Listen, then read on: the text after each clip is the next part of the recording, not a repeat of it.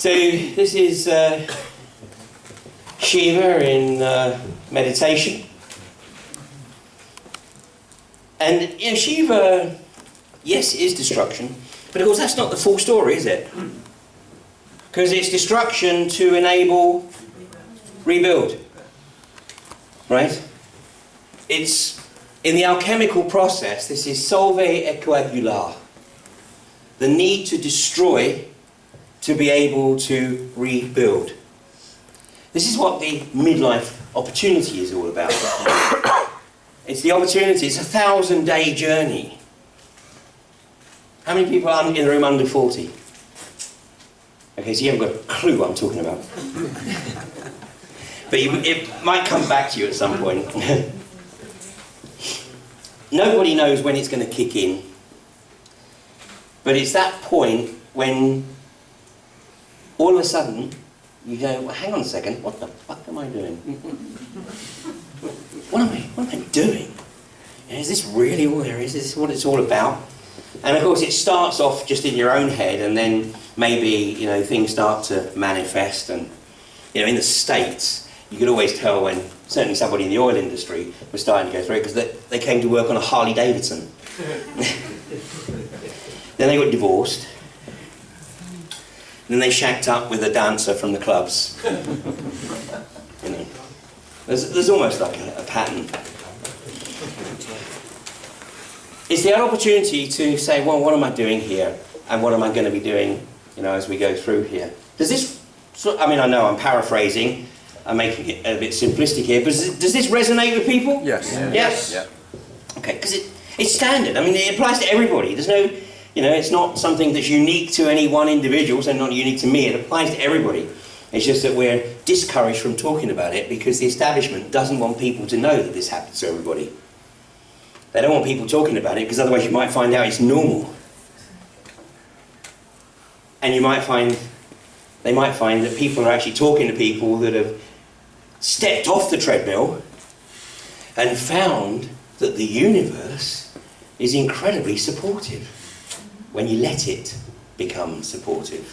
You see, we are taught that we have to bust our ass, we have to, the ego has to drive to get the money to be able to survive. You know, we live in the construct. But there's actually a part of us that's going, no you don't, no you don't. We go, no, this is the only way you can live. We don't let the universe really kick in. So we live in a very harsh part of the universe that is actually effectively keeping us in slavery. And what CERN, or those behind CERN, are looking to do is to create a domain in which they have absolute dominion, but where they have absolute dominion, but with less other souls, less other beings on the planet, so they don't have to take care of them. And they don't have to worry about them threatening their dominion. Have you seen the CERN logo? Yeah, that's exactly what it is. 666. 666.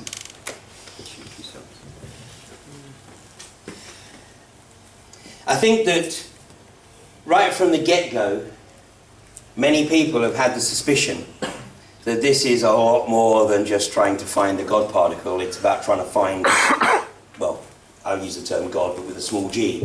What they're looking to do is break out of this dominion. Because those who think they are the rightful rulers of this planetary fiefdom believe that they are the direct descendants of the Nephilim. The Nephilim being the offspring of the Anunnaki, those who from heaven to earth came, and the human women, the women that were effectively genetically engineered. In other words, humanity as mythology, use that term loosely, from all around the world tells us humanity is a genetically engineered race. Which is why there is an enormous effort right now to finish off the job that was started in 415 AD of destroying all literature or all documentation that might enable us to actually understand our true origins. So it started in 415 AD with the destruction of the Library of Alexandria. Who did that? Catholic Church. The Cyrillian monks in Egypt. It continued with the destruction of the Persian wisdom in Gondishapur in the 9th century. Who did that? Tell us. Well, you've got it right. Catholic Church. The Catholic Church, basically, yeah. Yeah. There was talk just before Saddam Hussein's regime was toppled that he was rebuilding all the ancient... Absolutely. Saddam Hussein believed that he was the reincarnation of Nebuchadnezzar. He believed that his divine mission was to restore Babylon to its former greatness.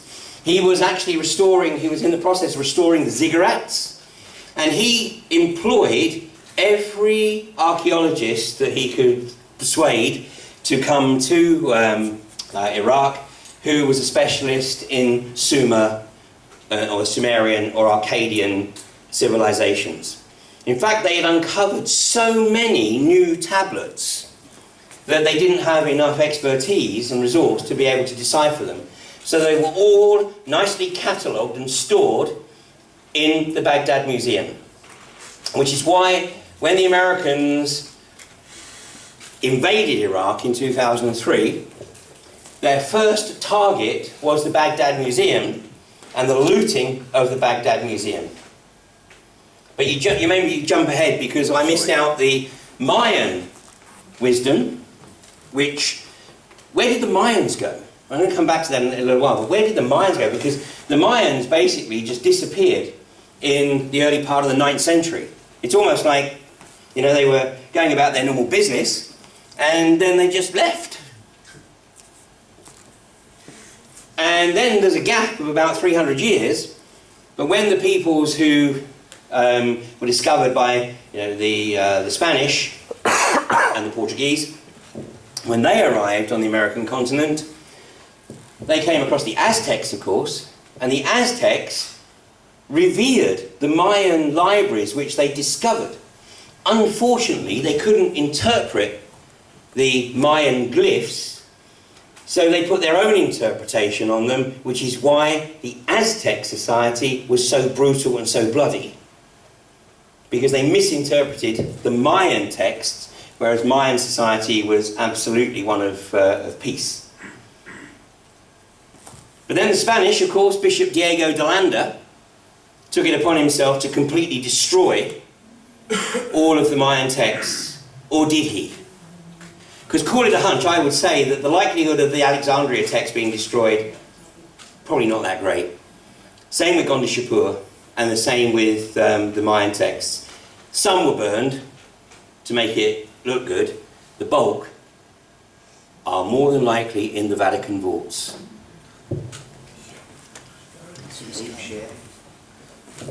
When the Vatican was launching the Inquisition was about seeking out the true believers in Christ. Because there is absolutely nothing Christian about the Vatican. Nothing. It's a bastardization of a Babylonian religion. But it's one of control. One of absolute control. And we have CERN firing up. And then tomorrow we have Pope Francis, who... Anybody here familiar with the prophecies of St. Malachi? St. Malachi, an 11th century monk, an Irish monk, was on his pilgrimage to Rome. And just before he got to Rome, he was struck down and he had this vision. And it meant nothing to him, but it was so intense, he wrote it all down. He dictated, annotated everything that he'd sensed in this vision. And he handed it into the Vatican when he got to the Vatican. He had no idea what it was all about, and neither did they. and it was lost in the vaults. And it wasn't until about 300 years later that somebody stumbled across it in the Vatican vaults. And what they realised is that this was a list of all the popes.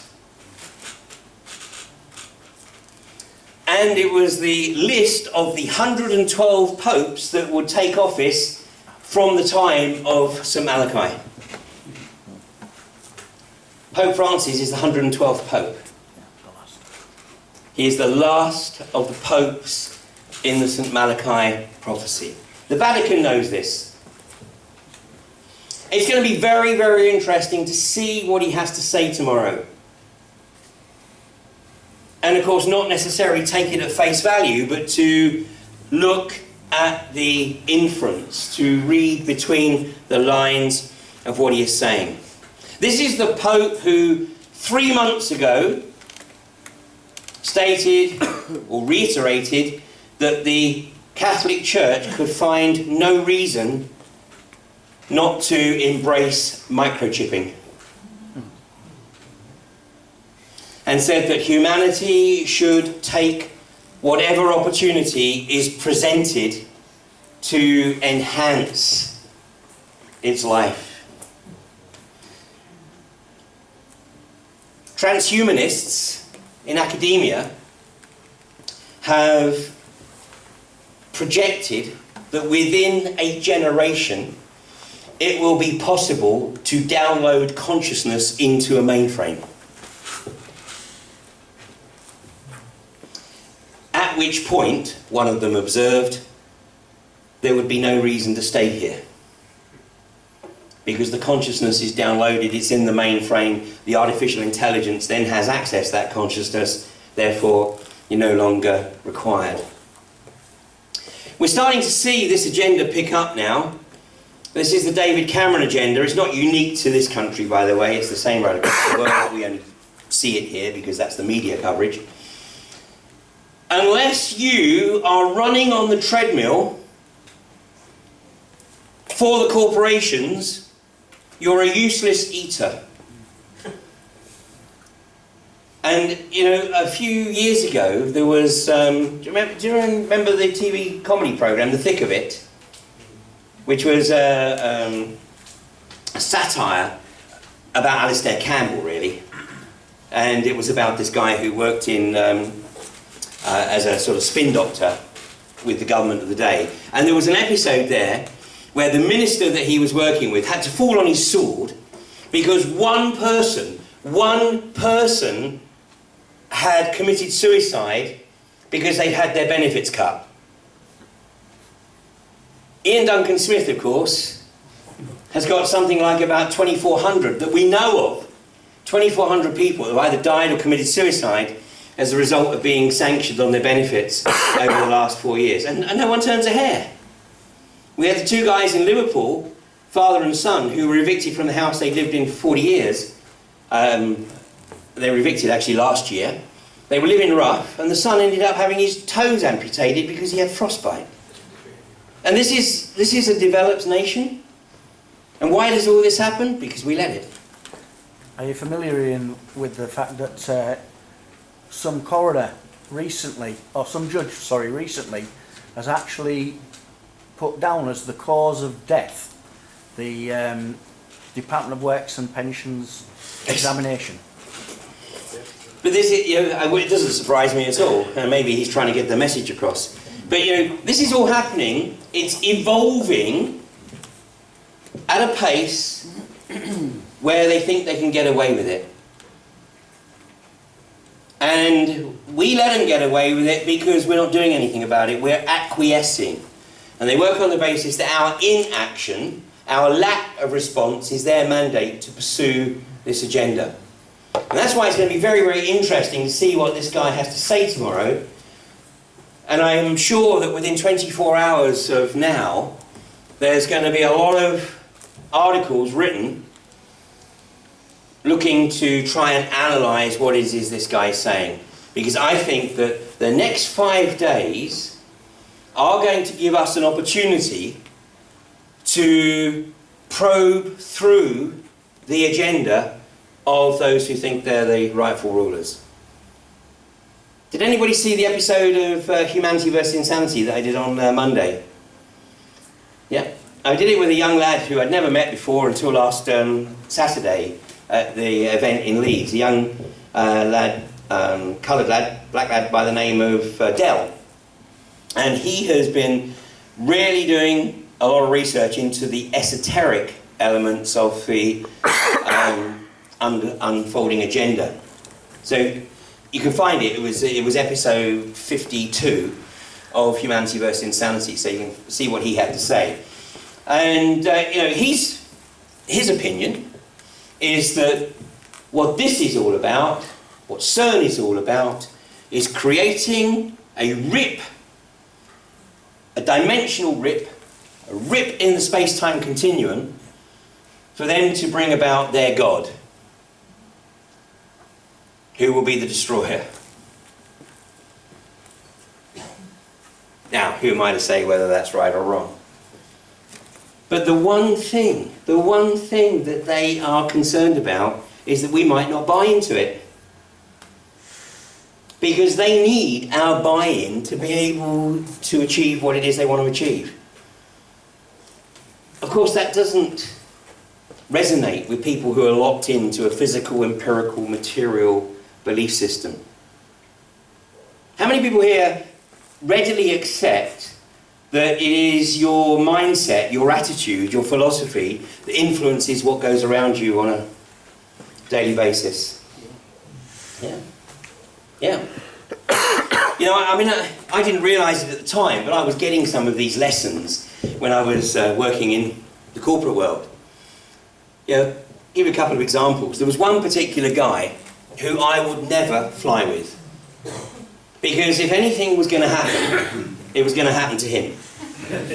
You know, whether it was lost luggage, whether it was sitting next to some nutter on the plane that, wanted to engage you in conversation the whole 5-6 hours of the trip, whether it was a wheel collapsing on landing, whatever. It was always going to happen to this guy. Now, whether it did or it didn't, I don't know, or maybe he just likes to tell a good story. But there's certainly a couple of occasions when, it certainly did happen. And I said, Campbell, you're a jinx, mate. There's no way. I'll see you at the other end. I'm not even going to tell you what fucking plane I'm flying on. Just in case you happen to. And there was another guy, and it didn't matter which city this guy was in, he got mugged. And I said to him one day, I said, do you actually have something that sort of says victim that sort of goes across here? Because I said, how do you draw these people to you? And, although we share this physical arena, it must be something like the frequency that we emanate at or whatever, but, stuff is either drawn to us or pushed away. Pushed away. I mean, if you fear something, if you're worried that something might happen, guess what? Yeah, it's going to happen. It's going to happen. And part of the lessons that we learn is that, whatever happens, look for why. Did we bring it on ourselves? Possibly. Probably. But is there something that we can learn from it? And what these guys have been trying to do with the fear porn in the run-up to this period is get everybody, oh my god, what's going to happen over the next 5 days? Okay, is that meteor going to hit, or the asteroid, or whatever it is? Is CERN going to open up a portal and, the aliens are going to come in here? Who gives a shit? Bring it on, whatever. In all probability, nothing is going to happen. In all probability, nothing in terms of impact on our day-to-day lives. But, just like, I believe, in 2012, there was a quantum leap in people starting to be aware of everything that's unfolding. And I think that is quite probably what's going to happen here. Anybody of the opinion here that, we get a lot of help from outside of this realm? I think if you ask for it, I think you get it. If you ask for it, yeah. Yeah, if you ask. Yeah. Even if you don't ask sometimes, or forget to ask, then you get slapped to remind you. again, this is something that the establishment do not want people to know. And of course, if you said this, I've just realised you're putting this on YouTube, aren't you? Oh, God damn. But I mean, you know, if I said that in an anti-fracking meeting, you know, I'd be demonised and marginalised and dismissed as a nutter. Because obviously the vast majority of people, it's outside their bounds of perception. It's outside of, if you like, the frequency within which they're operating. But, you know, the reason that you're here is because this type of event, this type of meeting resonates with you. And consequently, you have a much more open mind. Now I'm going to find out how open your mind is. How many people here buy into the flat earth theory?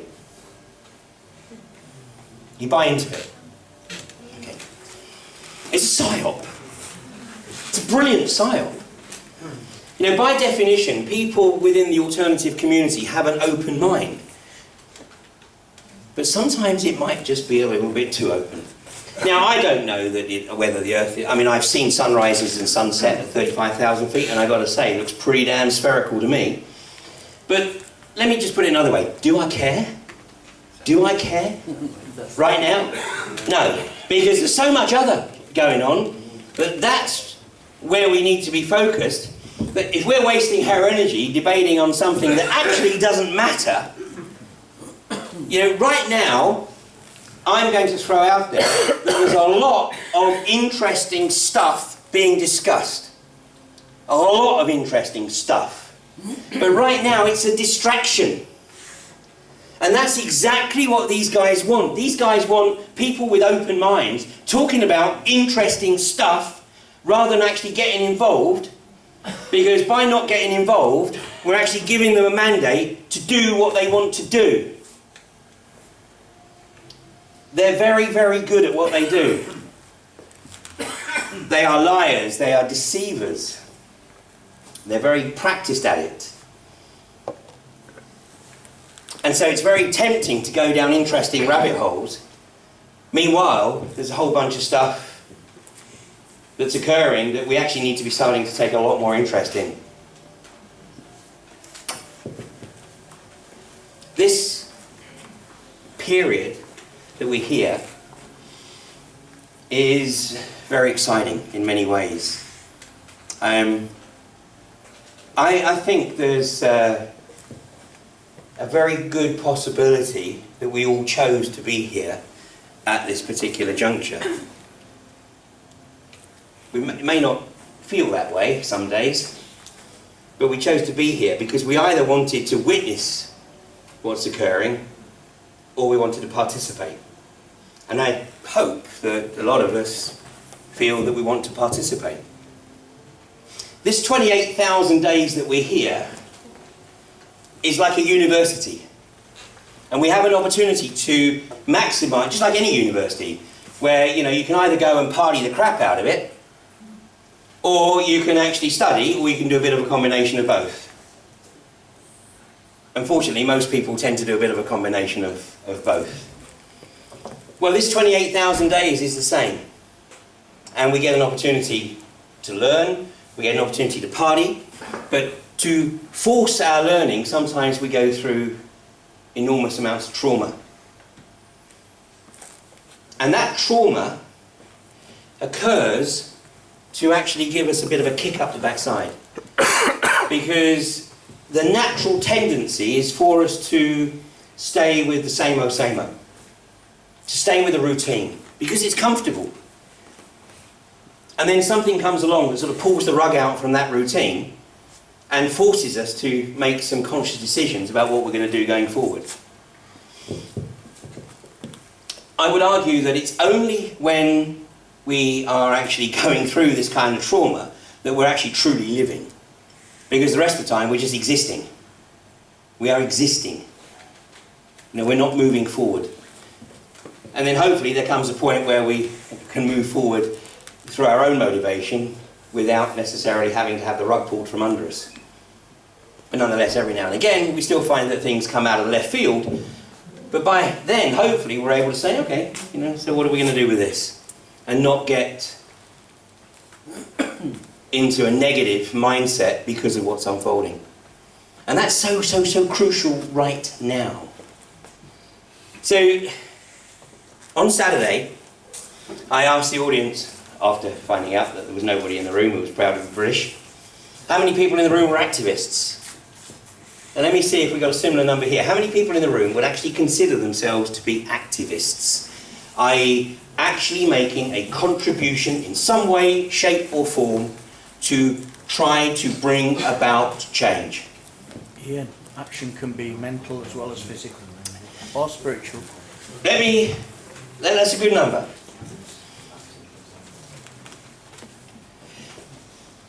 Let me share with you the wisdom of the Cuero. The Cuero are a group of, a tribe of indigenous people in Peru. And they were chased up into the high Andes by the conquistadors back in the late 15th century. And everybody thought the conquistadors had killed them because they disappeared. But they hadn't. They'd run up to the high Andes and they lived at 16,500 feet. And in their folklore, they knew this was going to happen.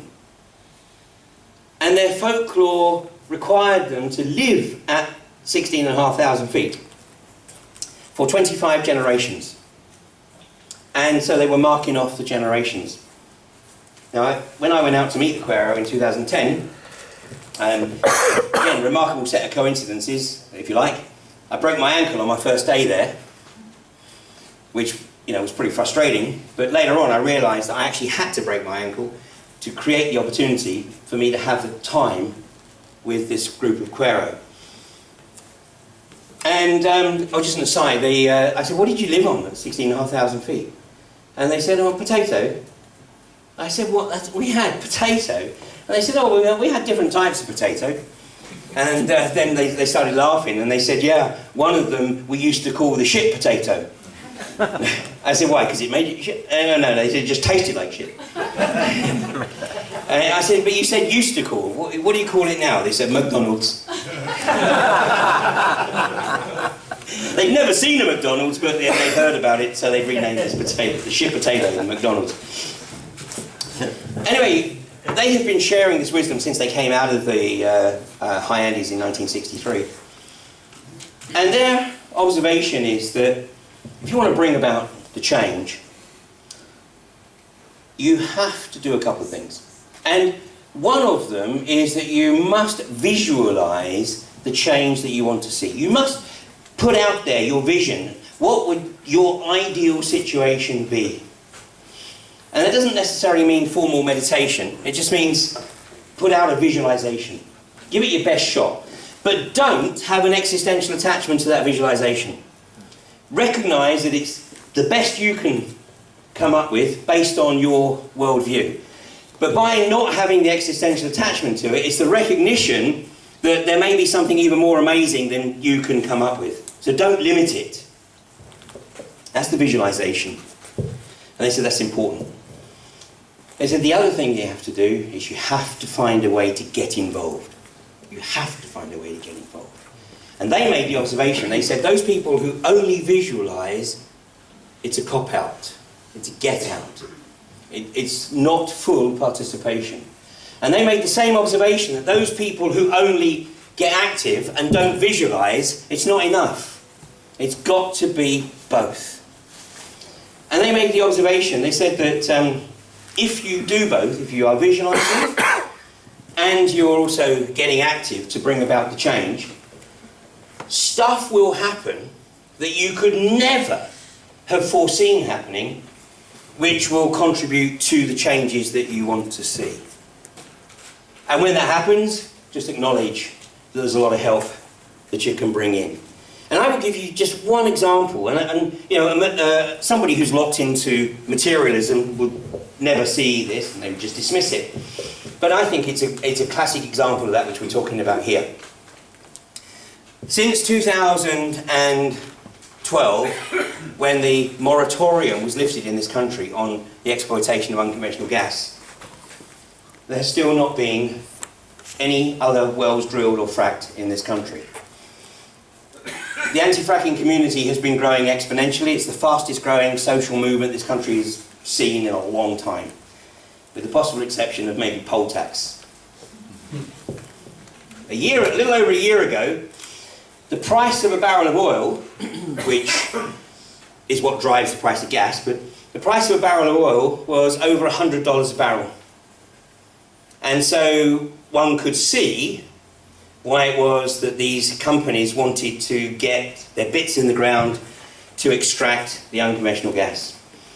But there's been many people right across the country trying to stimulate people's curiosity to look at this industry and recognise that the unconventional gas industry causes massive destruction and devastation wherever it becomes established. And that level of awareness has been increasing exponentially around the country.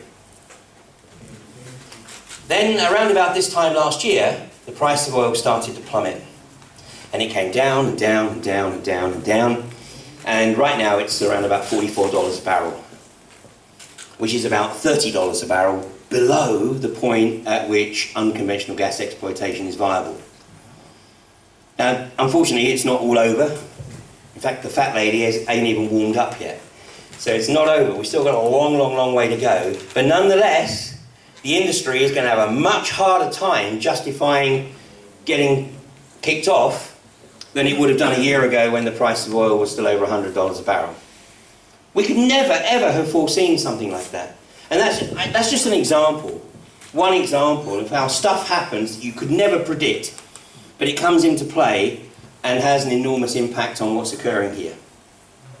So let's assume this next 5 days is simply an opportunity to get an even deeper insight into the perverse agenda of those who think they're the rightful rulers of a planetary fiefdom.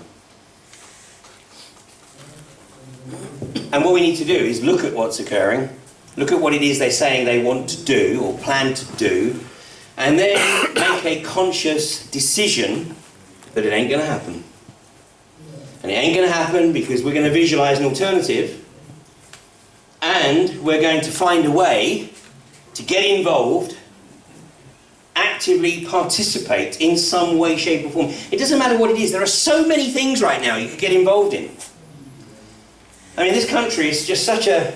I mean, admittedly, it's not, it's not as bad as, obviously, Palestine. But nonetheless, if we don't find ways to bring about the changes, within a couple of generations, it might just be like Palestine.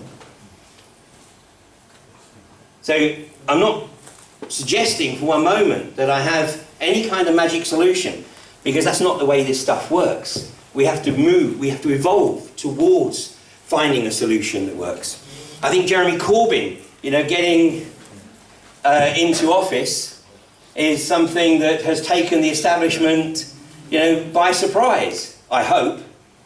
I mean, I'm not suggesting for one moment that Jeremy Corbyn is the new Messiah. I mean, I can remember 5 years ago when Obama was elected and everyone was going, yes, change you can believe in. And everyone was saying, yeah, Guantanamo Bay is going to be closed and Obama's going to shut down all these illegal wars that Bush and Cheney have started. Really? So, sorry, that was 2008, wasn't it? So here we are, 7 years later, Guantanamo Bay is still trucking along, and Obama has actually unleashed warfare on more countries than Bush and Cheney in their terms. So, forgive me if I don't get quite so euphoric about Jeremy Corbyn as maybe some of the left. I'd like to think he's going to make a massive difference. And it's going to be interesting to see who takes over the leadership of the Tory party when David Cameron runs off with a porker. Do you think Cameron's done? I don't know. Cameron has certainly upset somebody, hasn't he? If only Michael Ashcroft. But Cameron has definitely upset somebody. Can he survive it? I mean, I would say that he's effectively, a dead weight now. Yeah. Really. So there's a lot of stuff that can go on. But if we just sit back and let it happen, I can tell you that the script isn't pretty. It isn't pretty. The script of what's unfolding goes back well over 100 years. The total control agenda. a greatly reduced population, with those that are left in bondage to those who think they're the rightful rulers. It's spelt out. One of the things that I think we're going to see come out of Washington is a replacement for Agenda 21. Because they can't achieve Agenda 21 by 2021. So they're going to shoot for 2030. And I think we're going to see a new document with some title like Agenda 30 or whatever. But I think we're going to see a move to try and accelerate their control grid. You know, the surveillance systems, I mean, Pippa, sitting in the corner there, is this country's leading researcher and activist in terms of surveillance, biometrics and RFID. And Glasgow has been designated as the guinea pig for the smart city. And we're going up to Glasgow actually this weekend to give a presentation in Glasgow, and I can tell you the Scots just don't believe what is being unleashed upon them. No. But the Scots are in a state of political euphoria right now because of the SNP, and it's actually hitting some of them very hard that the SNP might not be what a lot of Scots thought they were. But the script is there. You can see what's happened. Go back to the 1970s, where I won't say everybody, you know, lived high on the hog, but basically life was a lot simpler. You know, you knew that basically you get yourself into full employment, and you know, once you were in the job for a while, you could go to your bank, you could get a mortgage, you could buy your house. They were affordable. Now, there's barely any such thing as full employment. How many people, I won't ask you to directly, how many people know of people who are either on minimum wage or on 0 hours contracts? If you don't know anybody, you ain't got many friends, have you? Because pretty much everyone I know has people in their families, their direct families, that are either on minimum wage or 0 hours contracts. And the game plan right now is for the corporations to get even more people on minimum wage and 0 hours contracts. And do you know how they've got people to buy into that? They've created a fake refugee crisis. It's bring them in, get the people to say bring them in, open the floodgates, bring them all in. And in fact there was an MP from not too far away from here who said we should bring them in until the country is bursting. Yeah. She's now part of the shadow defence team. This is the Codenhav Calgary agenda from the 1920s to destroy the national homogeneity of all European nations, because in their perverse belief system that will create a lesser race, easier to control, easier to manipulate, and easier to destroy, to wipe out. I don't think they're going to get away with it, because the number of people who are waking up to this is increasing exponentially.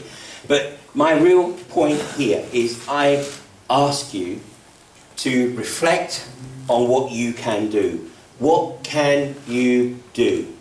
It may mean that, you know, it leads to some things that are pretty life-changing. I mean, 2 years ago, if anybody had said to me, Ian, in 2 years' time, your primary residence will be a caravan by the side of the road, I'd have gone, get the f out of here. You know, you're in need of medication. But as that 2 years have unfolded, not only is it the easiest way for me to make sure that the corporations can't take anything from me, but you know what? I actually enjoy it. You know, I have, one of my caravans is in a field in the southwest of England. Oh yeah, because I have two caravans, sorry, I have one up in the world. I have one in North Yorkshire, ready for third energy, and one in Devon. By the way, the two combined cost 300 quid. Are they mortgage free then? They're mortgage free, yes. Oh, and by the way, for the purpose of the video, they're not mine, they're on loan. Everything I have is on loan. But the beauty of it is, you know, I live off grid as much as possible. I have no council tax. You know, I pay obviously a small rent for the one in Devon, the one in North Yorkshire. Someone's letting me leave it there for free. And apart from bottled gas, that's pretty much about it. Which means that any resources I do have can be put in to trying to bring about the downfall of the assholes we're talking about. Anyway. Respect for you, cheer for that. Well, Massive respect to you. no, listen. What I discovered this summer, because the field I have the caravan in has 5 electric hookups. So it does actually appear on the web as a sort of campsite. So people work all year to come down to spend a few days in my field. And they're like, you live here? And I'm like, well, you've come down to spend your vacation here. So, yes, I live where you go on vacation. So who's got this the right way around? And I tell you, the longer I do this, the less inclined I am. Now, admittedly, obviously, I don't have any family responsibilities anymore. I'm in my 60th year on this mortal coil. So, you know, I've done all the family stuff. So now, you know, I've got the opportunity to do something a bit different. And not be encumbered by a property. Yeah. Has some attraction. So whatever it is that you choose to do, whatever it is that pushes your buttons, get involved, because everything about this corrupt, perverse system requires us not to get involved. Even your MPs and your councillors, you got lucky, and your councillors don't want to hear from you. They want you to elect them, well, put a cross in a box anyway, and then leave them alone. And what we are finding now is that more and more people are scrutinising their decisions, and guess what? They don't like it. They really don't like being subjected to scrutiny. And yet, that's where we have to start. Whether you voted or not doesn't matter. They are your representative, and you have a right to scrutinise their activities. And once they start to realise that they're getting scrutinised every step of the way, you know what? We might actually start to see a little bit of a difference. But we cannot rely just on the political system. We've all got to get involved. Does that make sense? Right, so let me ask another question here. How many people, before the end of the year, will be activists? No? A complete waste of fucking time tonight then, isn't it? No, it's like the camera's facing towards me. Well, all I can do is ask you to reflect. I know everybody has other commitments, of course, and family has to take priority. There's absolutely no doubt about that whatsoever.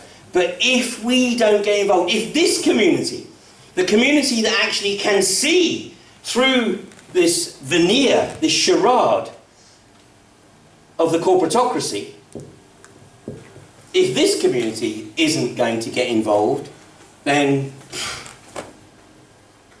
really, I'll tell you, it ain't a pretty future. But I don't think that's going to be the case. I really don't, because, you know, I've sown a seed. I've sown a seed. And that's all we can do. And I'm just going to finish off this first part of the evening. That right hand, isn't it? Yeah.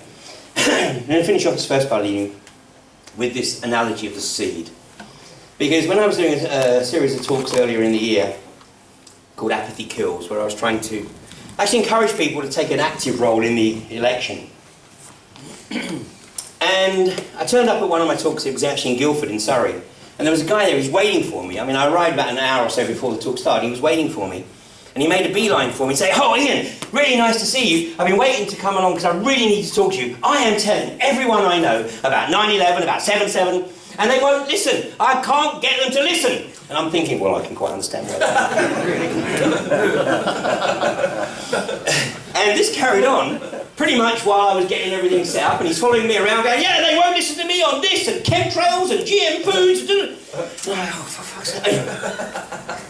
Anyway, so during the course of the evening, I took the opportunity to share this little analogy in the hope that it might register with him.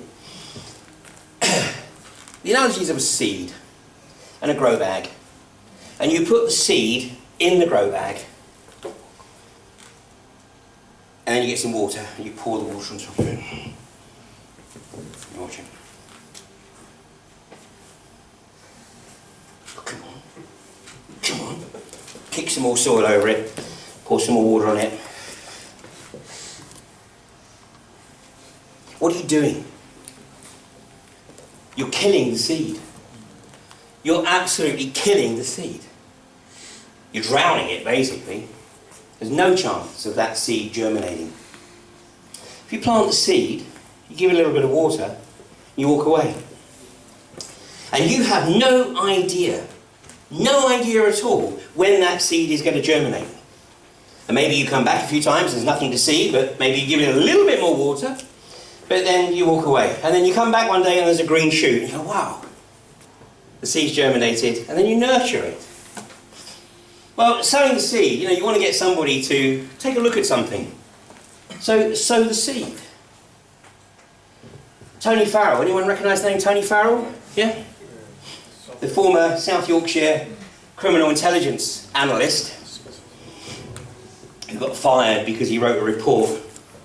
He'd been asked to look at the likelihood of a terror threat coming from the Muslim community in South Yorkshire. And then once he started to look at the terror threat, he realised it wasn't coming from the Muslim community in South Yorkshire, it was coming from the headquarters of MI5 in London. And funnily enough, when he wrote the report, they fired him. But before Tony wrote the report, but he realised that basically, he'd never looked at 9/11 before, or 7/7. And here he was looking at the terror threat of the Muslims, and he realised that 7/7 was a government-created event. This is coming from a criminal intelligence analyst. Anyway, he was in such a state, he is a Christian, and he went to see his local vicar. So he sat down and explained his quandary to his local priest. And the priest said, yeah, Tony, yeah. He said, I can't understand. He said, have you actually looked at 9/11? And Tony went, what? 9/11? Inside job? And the priest went, oh, I don't know, I'm just suggesting you maybe have a look at it. Well, Tony, being a criminal intelligence analyst, was sort of troubled by this. And of course he went away and took a look at 9/11, and he quickly realised that not only 7/7, but 9/11, were government constructs. But the priest had just sowed the seed, just sown the seed. Said, oh, yeah, hey, I don't know, just take a look. And then left it to Tony. So our challenge, when we sow the seeds with somebody, and when they come back to us a few weeks later, let's say we sown the seed about 9/11 or something, and they come back to you and they say, oh my God, did you realise that Building 7 wasn't actually hit by a plane? Your challenge is to go, not to go, I told you that 3 months ago. Your challenge is to go, really? And what else? What else did you discover? Nurture. Because the reality is that it's only when people come to their own realisation that it becomes their truth. And truth, of course, is only based on information that's available at any given time. And truth based on the information that they've researched. But we know that works, right? So sow those seeds. Plant as many of those seeds. And, I know you're doing that when you're having these conversations with random people who you come across, and then suddenly find you're talking about stuff that a few years ago would have got you labelled as a rampant conspiracy theorist. And of course, David Cameron, by the way, has stated categorically that non-violent domestic extremists have to be treated in the same way as ISIS. So watch out for that incoming stuff. All right, we'll take a break on that. Thanks very much.